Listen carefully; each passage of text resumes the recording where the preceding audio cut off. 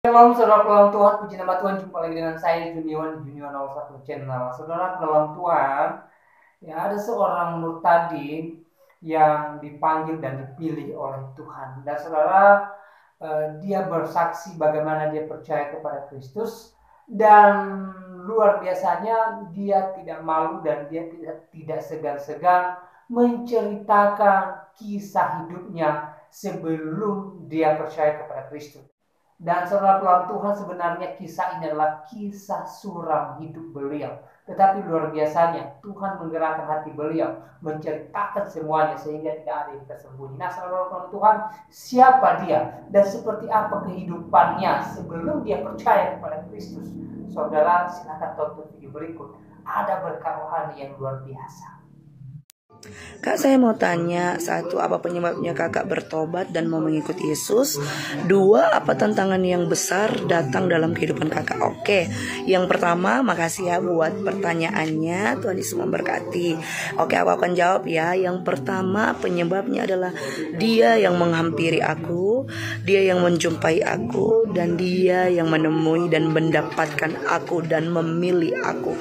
Bukan di saat aku sedang bermimpi, bukan di saat aku sedang berhayal, tetapi dalam keadaan sadar gitu. Dan dia datang menghampiri aku, dia katakan, Vira, kalau kamu tidak mau bertobat, kamu akan mati binasa. Nah, terus itu dia melihatkan semua dari A sampai Z secara detail setiap dosa-dosa saya. Baik saya dalam kamar hotel bersama dengan om-om hidung belang, baik sementara menari telanjang, baik sementara minum, sementara pakai narkoba, seperti itu. Semuanya tidak ada yang terkecuali. Makanya firman Tuhan katakan, di hadapan Tuhan terbuka dan telanjang, tidak ada yang tersembunyi. Apapun kesalahanmu, dosamu, sekecil bahkan sebesar apapun, semua terbuka di hadapan Tuhan. Itu yang pertama, dan aku memberi diri untuk datang kepada Yesus, memberi diri untuk minta ampun. Dan saya percaya di dalam Tuhan selalu ada pengampunan, di dalam Tuhan selalu ada kesempatan buat setiap orang yang berdosa, yang mau dipulihkan dan bertobat. Itu yang pertama ya. Terus yang kedua, tantangan yang terbesar adalah ketika aku baru bertobat sebulan, dan suami aku jujur bahwa dia sering pakai perempuan, main perempuan, dia sering selingkuh dengan sahabat-sahabat aku. Itu tantangan terbesar buat aku. Yang pertama, iman aku diuji. Aku mengalami down, aku mengalami keterpurukan, aku kecewa, luka, tetapi gak sampai mundur ya. Kecewa, luka, tetapi dalam kekecewaan dan luka batinku, Yesus hadir. Dia Allah yang setia, dia memberiku ketenangan, dan aku bisa mengampuni suamiku. Memang tidak mudah, tidak gampang, tetapi pasti bisa. Bukan berarti tidak bisa ya. Nah, itu tantangan yang pertama. Tantangan yang kedua adalah aku diuji dengan keuangan. Biasanya aku jual diri atau menari telanjang, itu maaf ya, bisa 5 juta sampai 10 juta sehari, semalam. Tetapi ini aku harus diproses, makan saja susah dalam sehari. Tetapi percayalah, burung di udara Tuhan pelihara, apalagi kita umat manusia, biji mata Tuhan.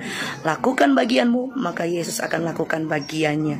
Untuk apa? Memberkati kita. Oke? Itu sekian. Terima kasih buat pertanyaannya. Tuhan Yesus memberkati. Semoga kita sehat selalu. God bless you.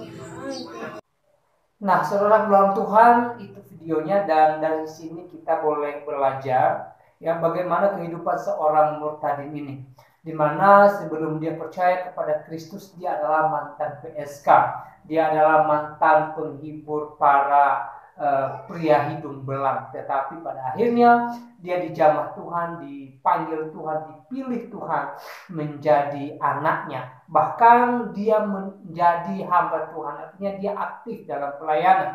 Walaupun secara status dia bukan seorang pendeta, tetapi dia aktif dalam pelayanan. Dia memberi diri untuk melayani Tuhan. Seorang Tuhan sangat luar biasa dan pastinya sangat memberkati. Dan secara manusia ini mustahil seorang Tuhan, di mana seorang yang dulunya hidup di dalam kegelapan sekarang sudah menjadi hidup di dalam terangnya Kristus. Dan secara logika manusia, secara nalar manusia ini mustahil. Tetapi ingat saudara Tuhan bahwa tidak ada yang mustahil bagi Tuhan. Ketika Tuhan yang menjamah mereka, ketika Tuhan yang membukakan hati mereka, dan ketika Tuhan yang mengubahkan hati mereka. Sekali lagi saya katakan tidak ada manusia yang bagi Tuhan.